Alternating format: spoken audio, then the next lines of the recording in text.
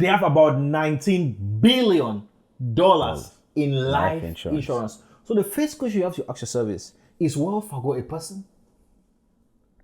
Why is Bank of America, AT&T, T-Mobile, all these companies, why are they buying life insurance?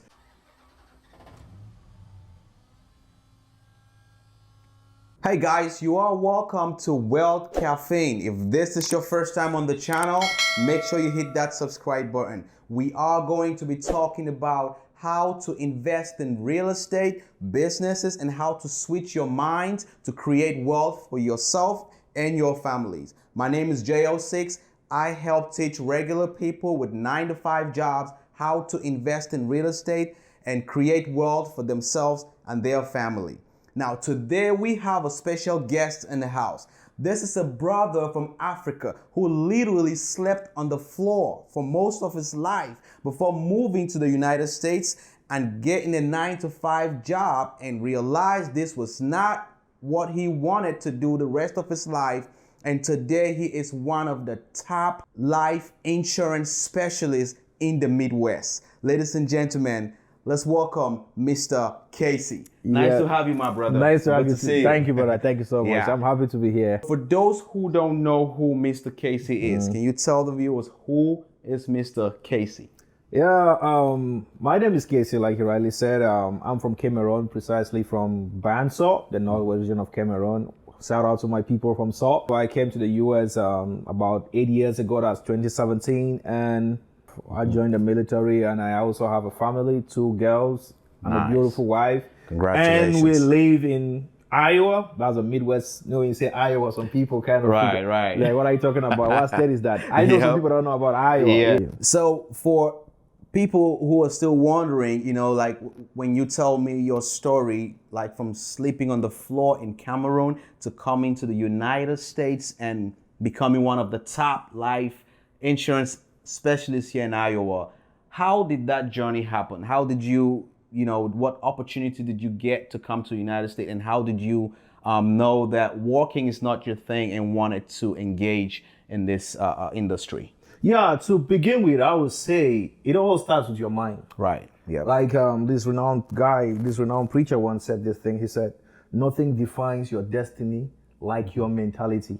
Absolutely. You don't let your present situation determine where you're going to. Right. And we have a lot of people who are actually maybe have that same experience I have, or maybe even worse. But the issue is not about having that same experience. It's about why is your mindset in that present situation. Absolutely. Are you thinking out of it, or are you thinking in it? Right. So you can actually think in your situation without going out of it.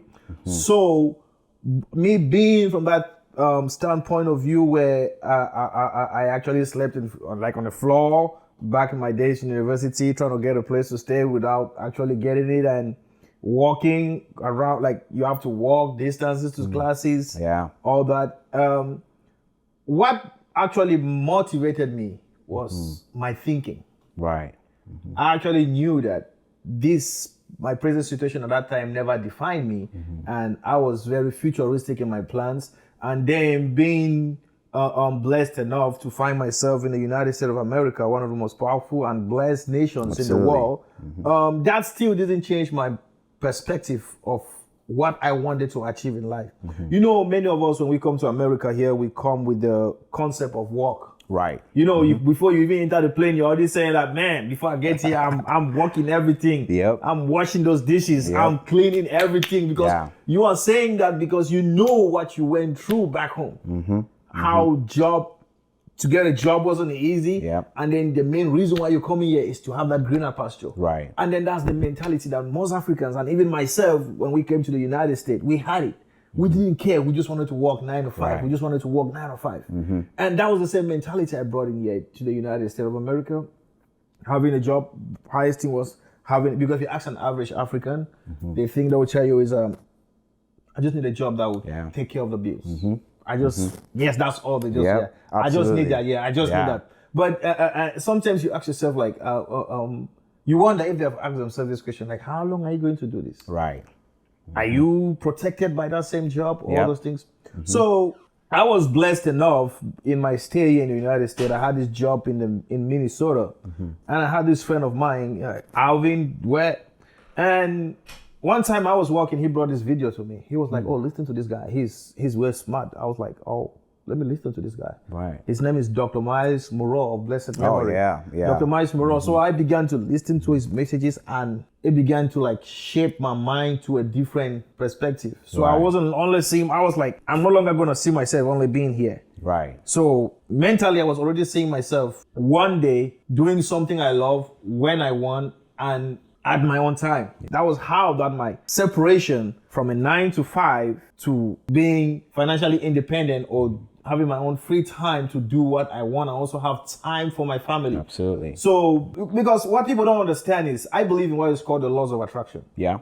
You only attract what you think. So you might have in mind that you are never gonna keep doing your 9 to 5. Just having that thought is actually 50% closer to you getting something that will actually create that financial independence. Yeah. So because of that, I started having ways of making money without actually getting to go to work. Yeah, I started, absolutely. Ideas started coming. Yeah. And when you tell some people the ideas, they will feel like, man, it's crazy. It's crazy. For example, you could tell somebody like, do you know that you could go out there and just do maybe Uber and still make money, right, and have that little time for yourself and the rest? Right. They'll be like, man, nah. Yeah.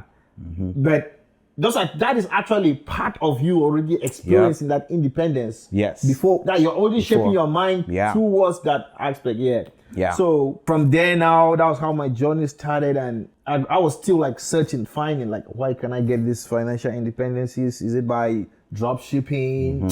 Then I landed now to being a life insurance specialist. Yeah. Wow, that is actually true. You know, a lot of the things you just said, even with the Uber situation, as a real estate investor, we do what we call a drive for dollars. So you basically drive around your neighborhood and look at distressed properties.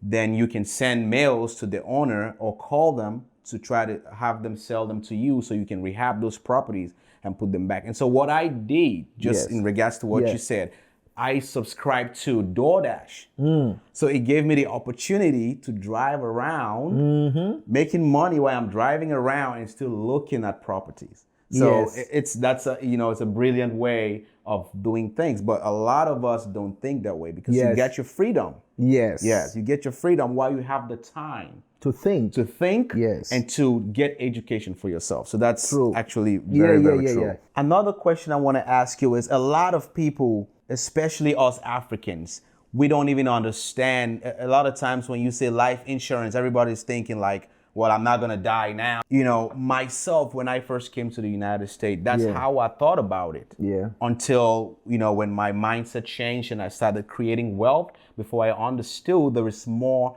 to life insurance than what we think it is for the average person. Yeah. So for those who still don't know and do not have life insurance, can you share or break it down how important life insurance and how they can use it to create wealth? Knowledge is power. Absolutely. Yeah. Information transforms you. Once you are informed, you are transformed. Yep. And once you are uninformed, you are deformed. Absolutely. So you might experience, because any situation you find in your life that is not going right is because there's a certain amount of information that you lack concerning.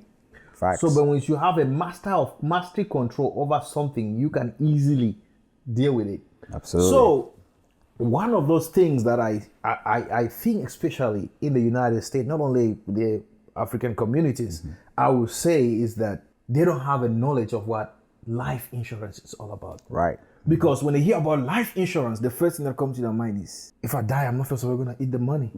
Yep. That's actually something very stingy. You know? Right. Yep. Very selfish. Yeah, it's a selfish way of looking at life. Yeah. Yeah, because if you have a family and you have kids, you will care about them. That is like a fraction of what life insurance is. Right. Because it's way beyond that. And the rich people have actually understood this and they're making money from it. They have used it as a financial equipment in order to protect their assets, in order to protect their finance. So when you talk about life insurance, the first type that comes to somebody's mind is the term insurance. There are different kinds of insurance. We have the term insurance, we have the whole life insurance, we have the universal life insurance, and we have the index universal life insurance. And then when you look at the term insurance, the word term means it's temporal.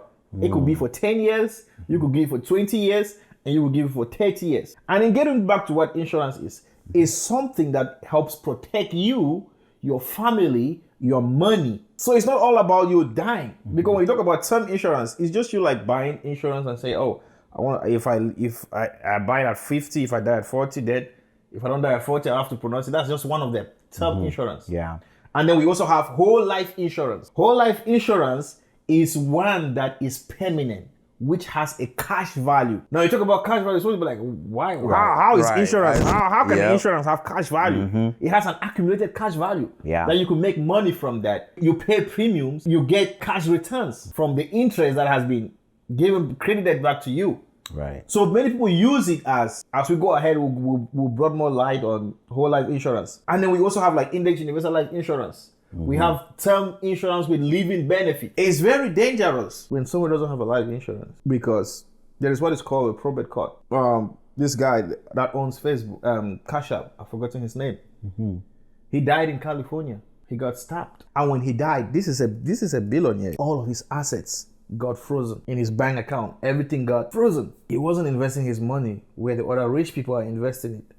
You see, like I said, knowledge is power. Yeah. So his money could be accessed by the probate court. So the probate court is an institution that is responsible to freeze your asset if you owe debt before you die. But mind you, once you invest your money in an insurance policy, the probate court doesn't have access to your money. It's not being affected by taxes. It's not tax deferred. It's not affected by, like when you go to, it actually have an annual interest rate of 2% and 2 to 5% annually. As compared to the one you put in the bank. Right. Which gives you 0.1%.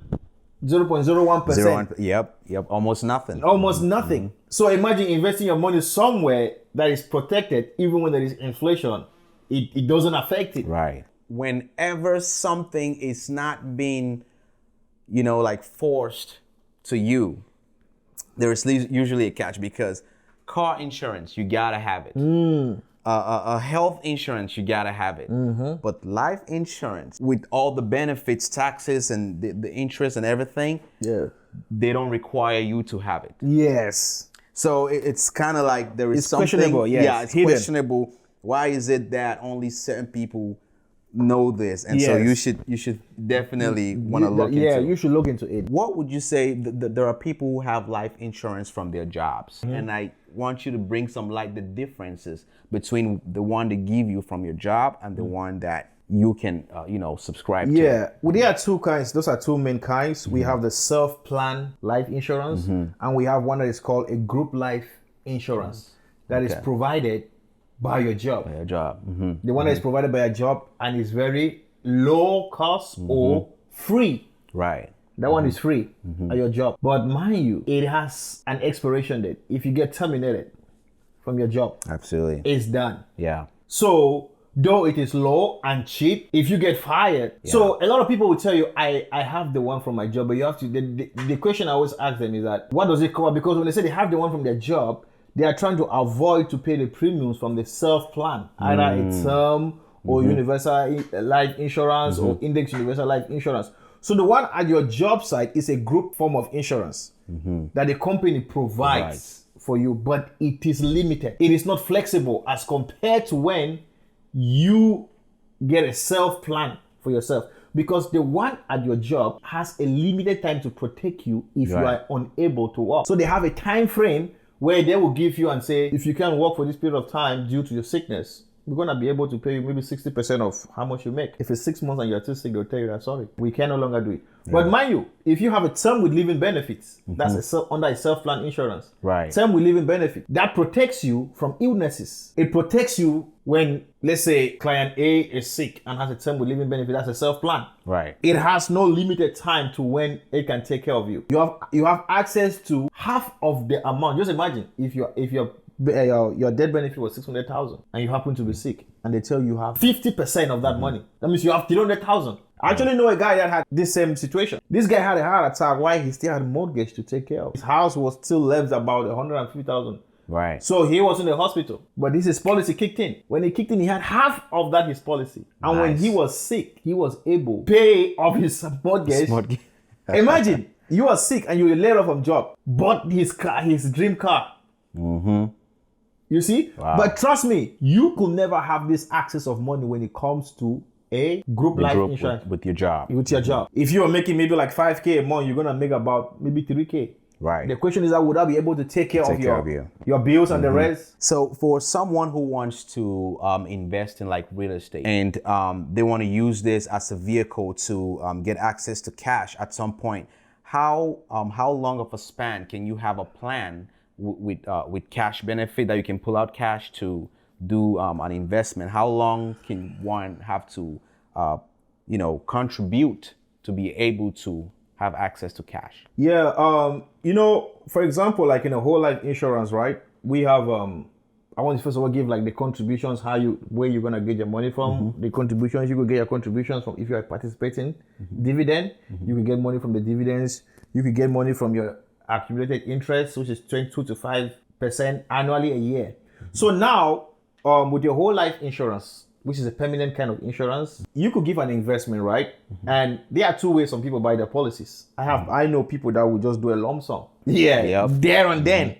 Some will just come and be like, you know what? I want to do a lump sum. I just want to pay for 5 years now. And then they could have access to cash that same year. You could have access. That's beautiful. When you do a lump sum, you could have an access to your cash. Because now the question is, where is this cash value coming from? With whole life insurance, you can actually withdraw against the cash value. Right. Just imagine your cash value maybe you invested in the first year and your cash value is 0. Maybe the second year now, your cash value is 5,000. But you need to do a withdrawal of 10,000. You can actually withdraw against what you have. It helps you in case of emergencies and the rest. So depending on how long, what I would say is based on my experience, it all depends on the companies you are investing in.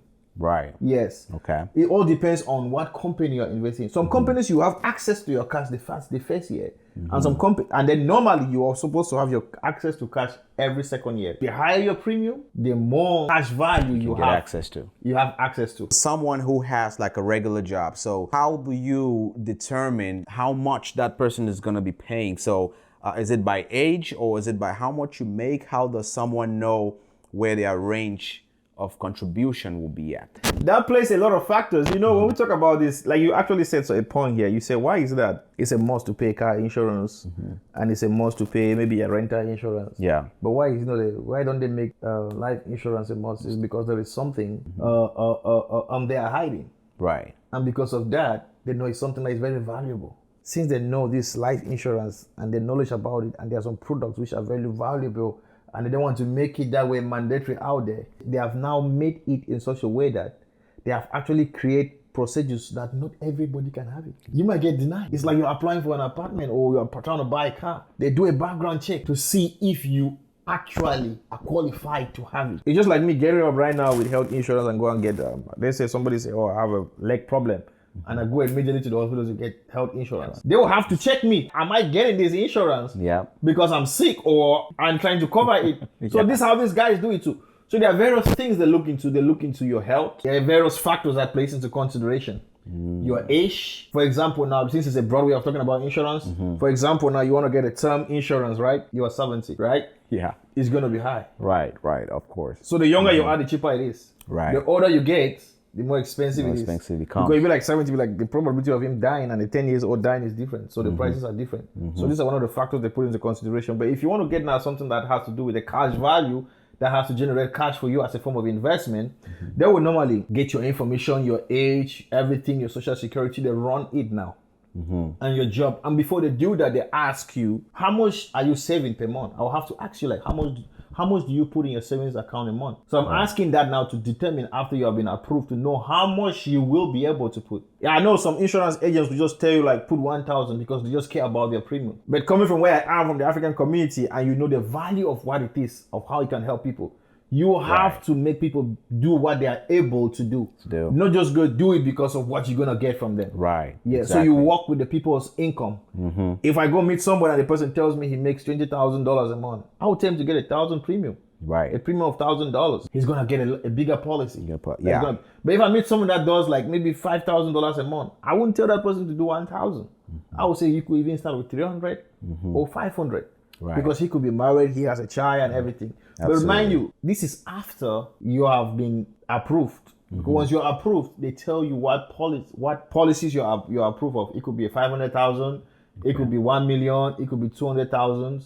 So when they run all those things based on your income you have given them that they have put in the system, like the company I work with now, they have partnered with one of these companies, a technology company called Ethos. Normally it would take days for you to get approved. Right. But with this company, they do it instantly for you. Like I just ran somebody's policy a few days ago. She was worth a policy of 200,000. But if she was going with term, she would have had 600,000. But she was going with term with living benefits. Yeah, but if she took a term life, she could have had about 600,000. Right. It's all based on the data about your life. Right. There was somebody I ran the policy, and before doing it, I asked them. There was a question they asked them: have you ever got into any citation? Have you ever had any police tickets? All those things placed into consideration. Have you ever had an accident? It placed into consideration. All those things placed into consideration because they pull up every information about you. And when I asked this person, have you ever had a citation? She said no. Has she ever been involved with any police stuff? She said no. The moment I ran the policy, that's when it showed that, there was a case that she had. She was denied that particular policy from that company. So is this like how risky you can be? How risky you can be, yes, to them. Yeah. Because every company is trying to avoid risks. Right. So what's your highest clientele? Do you get a lot of Africans now, changing their mindsets, starting to see the importance of that? There is a saying, biblically, it says, Jesus Christ said, a prophet is never accepted in his own hometown. Yeah. You see, it's not like I'm trying to look down on my people, but there's always this question of, what is your take? Yeah. Oh, yeah. You Tell see, me right? about it. Yep. Yeah, it's what is your take? If I'm coming to tell you to buy this thing, you're looking at me like, what are you going to benefit from this? But you don't want to look at the bigger picture. So that's one of the problems I've experienced with the African community. And that is really funny because I'm like, I wish you actually knew this. Because something I feel like some people feel like they need to see their money before they feel like they have money. Yep. That's a total African mentality. Yes. Yeah. You want to see that money in your bank account to feel like you have the money. Yeah. But the moment you know your money is somewhere, and like whole life insurance, you have access to your cash. If you want it, you go take it. If you want to cancel the policy, you get it. You will get the money. If you want to even do an overdraw, you will get it. If your money is there. Right. But for their mind is that it's not a bank. I have some friends in Houston. I have friends in Maryland. Yeah. These guys have cash in their bank account. I bring a real estate deal. Yeah. And this is deal that these guys will make a whole lot of money out of it. But they're like, no, make my money stay in my account. I want to be seeing it every day. Not knowing that when that money is in your account, every day it loses value because inflation eats it. You buy cereal for $3 today. Next 6 months, that cereal is up. People don't understand, especially us from Africa, we still don't understand that our money loses value as it sits in our account. Financial literacy is what most people need now. Yeah. Just go to Google and say, how much life insurance does Wells Fargo have? Life insurance. Yeah. They have about $19 billion in life insurance. So the first question you have to ask yourself is Wells Fargo a person? Why is Bank of America, AT&T, T-Mobile, all these companies, why are they buying life insurance? These are not people. These are private institutions. These are companies. These are empires. Yeah. Why are they buying this? Yeah.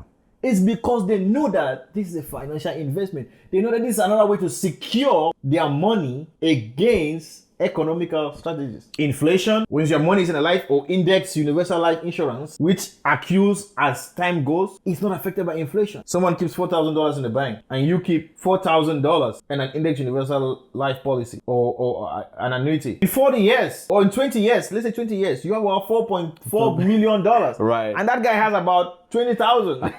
And that is actually where the banks do bank their money. Most of these banks have their life insurance policies. Right. They buy these whole life policies as a way of securing their finances, as a way of protection. Why don't you bank where your bank keeps their money? Life insurance and real estate. And that's one of the two major areas where banks invest in. If you get a mortgage to buy a house, the bank don't care about you. You might lose that job 3 months later, but they know the security is that home. If they have life insurance, if the world crashes, they have insurance. They have insurance. So if you're not thinking in that aspect, you're thinking about the cash that you have in your bank account. Like you earlier said about the mortgage system. I was talking to my dad a few days ago. My dad said to me, he said, son, do you know I don't own this house? I said, how? He said, I finished paying this house but I still pay the property tax. Yeah. So the first question I asked him was, how long are you going to pay? He said, forever. That's to tell you that you don't have it. And the word mortgage, I kind of realized that I like the way they play with words in this country. You know, I like the way they play a word in this country. Mortgage simply means rent. It's rent. You're paying the rent. You are paying the rent. Yeah. But they make you look like you're on a rent apartment. Look nice. Yeah. Yep. So they look for a different name and tell you. So you feel better about what you're doing. I just bought a house. Yeah. What's the mortgage? That's if they know how to play you. Yeah. Absolutely. But if you don't know how to also do what they're doing, you will remain in that same place, which goes back to like the same thing with life insurance. Right. A way of protecting your family, protecting yourself, protecting your finance. Absolutely. Like in life insurance, they are in like a term, we have what is called decreasing term and an increasing term. So a decreasing term protects you from unseen circumstances. Imagine you are sick and you are not able to pay your mortgage. It comes in. It comes in. Trust me, there are people right now, they lost their job, they feel like they've lost their home. They don't know that you can actually protect all those things. Avoiding this GoFundMe when you die. Right. Like the guy that owns Cash App, when he died, there was a GoFundMe. Because all of his assets were frozen because the probate court had access to it because his money was in the bank. Right.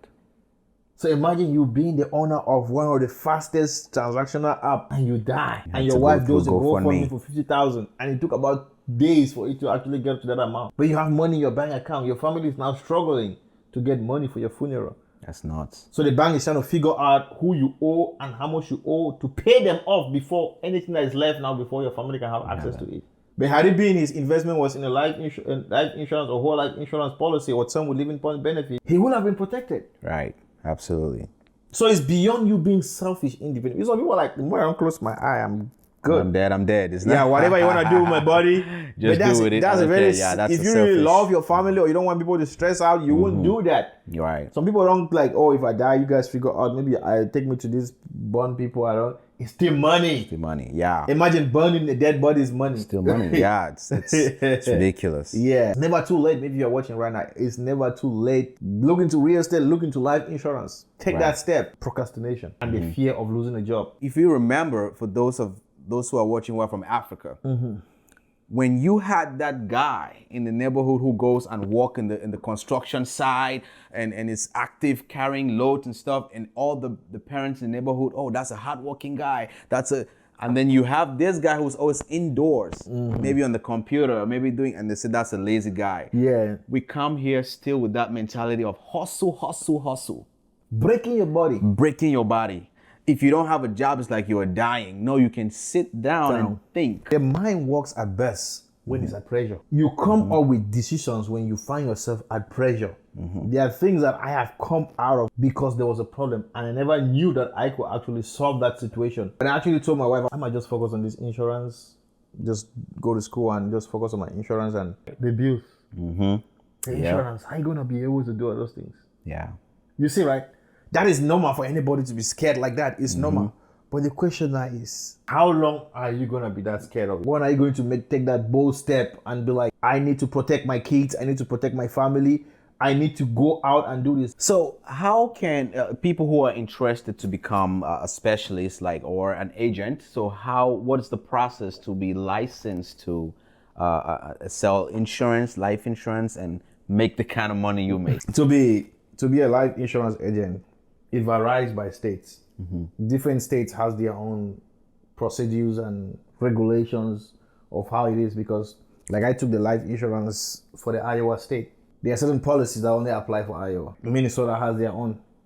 So my test in Iowa will be different from that from someone in Minnesota, California. They are all different. But to be a life insurance agent is very easy. Like in Iowa, for example, you just to get the study material is like $35. You register for it. No, you register for the class like $35.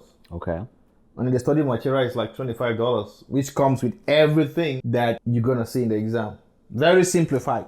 I studied for a week. So you register for it, you study the materials, and then you take your exam. My mentor was already connected to a company by then. Because I sell for those like North America, Corbridge. We sell for them. But there are people that will take the test now and pass before looking for what company to get into. So if you're watching me, you already have the license, but you don't have a company to get into or to work with, you can get in touch with me. My company is GFI. It's a fast growing company. Okay. And we deal with one of the most advanced softwares. You could get policies for a day. You could, that same time, you could, and they pay you like once you could get a policy today and you get paid maybe in 3 days. That's how fast it is as compared to other companies. So if you're also interested to be a life insurance agent and you're wondering like how to go about it, you can reach out to me, and I have the study materials, and I also do some Zoom classes with people, how to go from there. Yeah. And we're gonna leave some links in the Some description links, as well. yeah. So you can reach. And if people want to reach directly to you, what's your Instagram or TikTok or email, all that stuff? Facebook. I'm gonna drop to my email and maybe my phone number. So if you want to reach out to me about how to go about it. Okay. It doesn't matter if you're out of state. The materials are the same. It's just one section that is like 5% for the exam. Right. That is just for your specific test. But when it comes to general questions, they are all the same. It's only one section that is just for states specified. Yep. Gotcha. Well, thank you guys for watching.